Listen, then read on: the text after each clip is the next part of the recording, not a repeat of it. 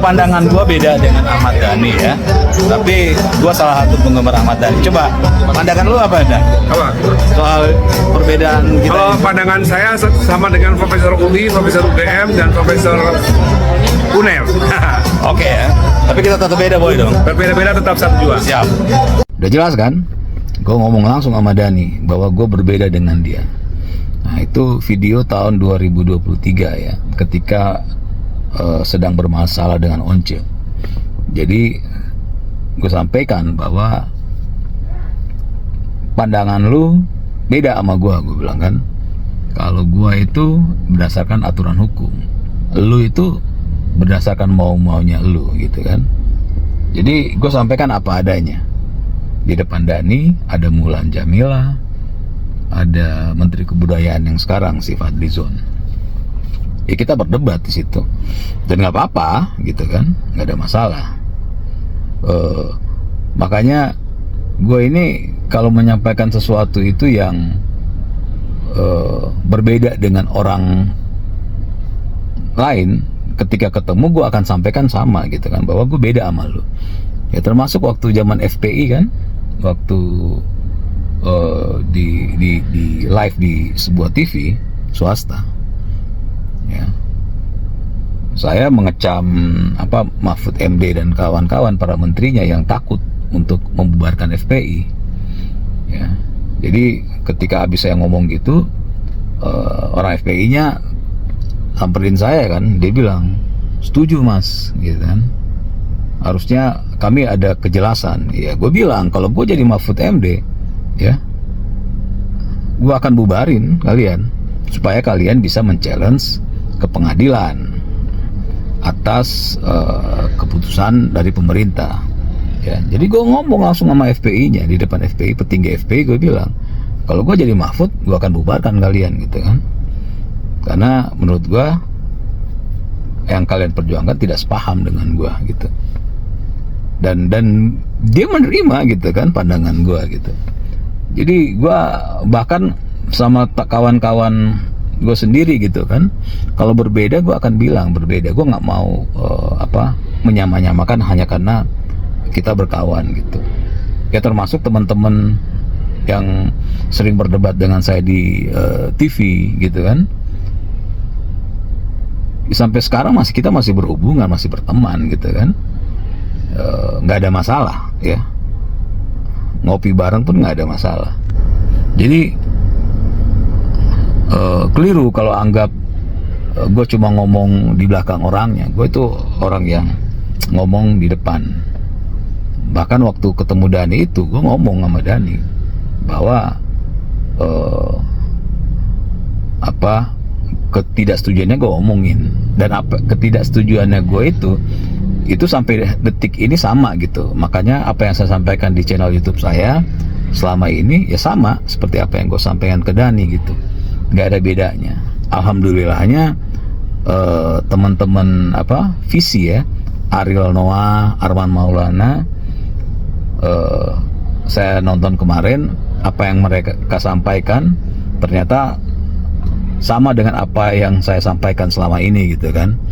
Ya artinya apa yang saya sampaikan ya masuk juga di para musisi-musisi ini. Ya mereka menyuarakan sesuatu berdasarkan aturan hukum ya. Dan Dhani dan kawan-kawannya menyatakan sesuatu tidak berdasarkan aturan hukum. Dan apa yang saya omongin ini barusan saya ngomongin ke Dhani bahwa apa yang Once sampaikan itu adalah berdasarkan aturan hukum, dan apa yang lu sampaikan itu tidak berdasarkan aturan hukum. Jadi gue ngomong di depan orangnya gitu ya, jelas ya.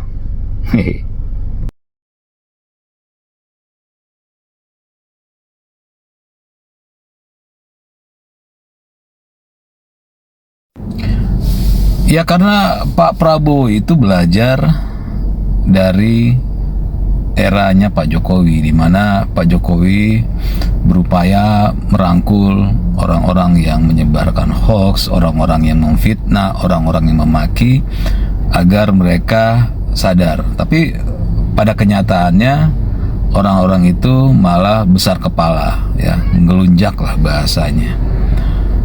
Makanya untuk era sekarang ini tentu tidak lagi dirangkul, tapi diproses hukum, ya, dieksekusi secara hukum orang-orang yang menyebarkan hoax, yang memaki dan menfitnah, ya.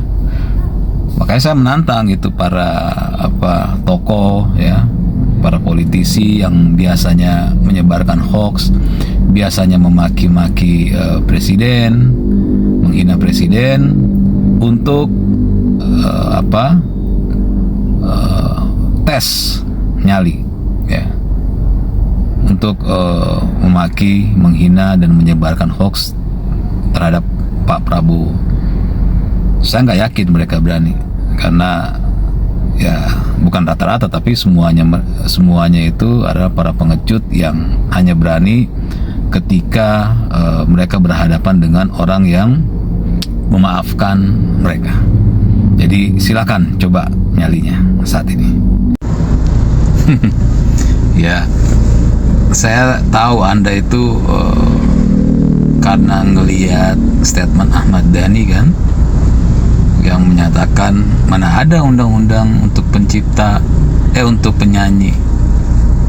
Nah, Anda copy paste terus Anda berkomentar di sini. Ya jelas ngawur Ahmad Dhani itu. Undang-undang hak cipta itu, ya, baca di pasal 3. Undang-undang hak cipta itu ya membicarakan mengenai hak cipta dan hak terkait. Ya, hak cipta ini bukan hanya untuk musik, ya, macam-macam, ya. Lalu ada hak terkait. Hak terkait itu apa? Hak terkait itu salah satunya adalah pelaku pertunjukan. Siapakah pelaku pertunjukan? Ya, pelaku pertunjukan adalah salah satunya adalah penyanyi, ya. Jadi undang-undang hak cipta ini membahas juga hak terhadap penyanyi, hak penyanyi. Jadi kalau menerima informasi itu harus dibaca dulu, ya, sebelum berkomentar. Ahmad Dhani nggak ngerti gitu-gituan, ya. Clear ya, cek pasal 3 coba. Oke. Ngawur. Kenapa jadi yang milih dirutnya yang salah gitu kan? Nggak ada. Ya sama kayak lu lah, kalau lu milih pasangan atau lu milih partner lah, kan pasti lu udah lihat track recordnya bagus gitu kan, sehingga menjadi partner. Nah, tiba-tiba di tengah jalan dia misalnya nipu kan, ya bukan salah lu gitu. Makanya ngawur cara berpikirnya lu kalau menyalahkan orang yang memilih dirutnya. Nah, kalau dulu nggak terbongkar, ya, kasus-kasusnya, ada kerugian negara, ada yang main-main dengan uang negara, nggak terbongkar, dan sekarang terbongkar, itu kan berarti sesuatu yang positif, hal yang baik. Yang aneh itu adalah orang-orang seperti kalian. Ketika ada sesuatu yang dibongkar, ada kerugian negara yang dibongkar, ada orang-orang yang memanfaatkan jabatan akhirnya ketahuan, kok kenapa kalian malah menganggap negatif? Biasanya kan yang menganggap negatif itu kan adalah orang-orang yang nggak mau ketahuan kan. Kalau orang-orang yang benar-benar untuk negaranya, yang benar-benar ingin bersih-bersih, ketika ada yang terbongkar itu malah bagus. Aneh malah kalau sampai ada yang ketahuan maling terus yang membongkar malah disalahkan. Itu kan kerjaan maling doang yang nggak seneng gitu. Ini di mana-mana itu siapa yang berbuat, ya dia harus tanggung jawab. Ya, kalau yang berbuat level bawah, ya level bawah yang harus bertanggung jawab. Terbuktinya ada bukti bahwa level bawah yang melakukan tindakan yang tidak terpuji, ya level bawah itu yang harus bertanggung jawab. Kalau level atasnya yang terbukti menyalahgunakan jabatan, menyalahgunakan kekuasaan, ya si level atas yang harus bertanggung jawab. Jadi bukan yang siapa yang berbuat, siapa yang disalahkan. Nah, itu yang aneh gitu kan. Masa misalnya di BUMN ada misalnya ya ada direkturnya, dirutnya yang menyalahgunakan kekuasaan untuk kepentingan pribadi, terus yang dipidana menterinya, terus maunya yang dipidana presidennya. Ya nggak begitu, itu bodoh namanya. Jelas ya. Saya sering bilang gitu, bodoh itu gratis ya, tapi jangan juga rakus gitu diambil semuanya ya.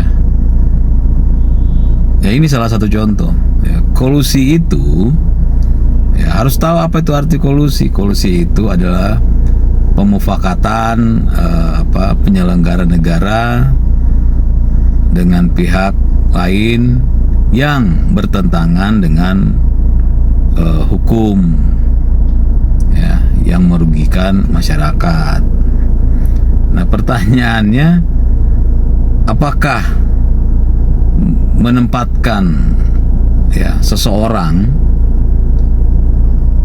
di BUMN, di BUMD ya, atau menjadi staf khusus, atau menjadi membantu di kementerian, apakah itu melanggar hukum apa tidak?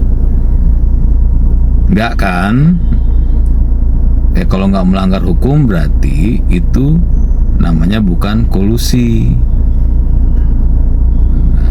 Kolusi itu pun ya, saya kasih tahu ya, kolusi itu pun bisa Anda sampaikan kalau seseorang itu sudah terbukti ya di pengadilan dia benar melakukan tindakan kolusi gitu. Jadi sebaiknya sebelum bicara ya paling nggak cari di Google lah ya. Itu ya udah yang paling gampang lah. Jadi jangan keburu ngawur, keburu ngasal, hanya dengar katanya lalu menuduh pihak lain melakukan kolusi. Itu kebodohan namanya. Oke? Itu mah ngawur ya. Kita pakai logika aja ya, pakai logika sehat ya. Yang menyebarkan hoax itu, menyebarkan informasi bohong itu secara logika adalah orang yang belum memiliki sesuatu yang dia inginkan atau ingin merusak sesuatu ya yang orang lain sudah punya. Makanya dia menyebarkan informasi bohong ya. Kalau yang sudah memiliki ya apapun ya, kekayaan, kekuasaan, lalu untuk apa lagi dia menyebarkan informasi bohong seolah-olah misalnya dia kaya, seolah-olah misalnya dia tidak berkuasa, dia berkuasa. Wong dia udah kaya, untuk apa dia menyebarkan informasi bohong bahwa dia kaya?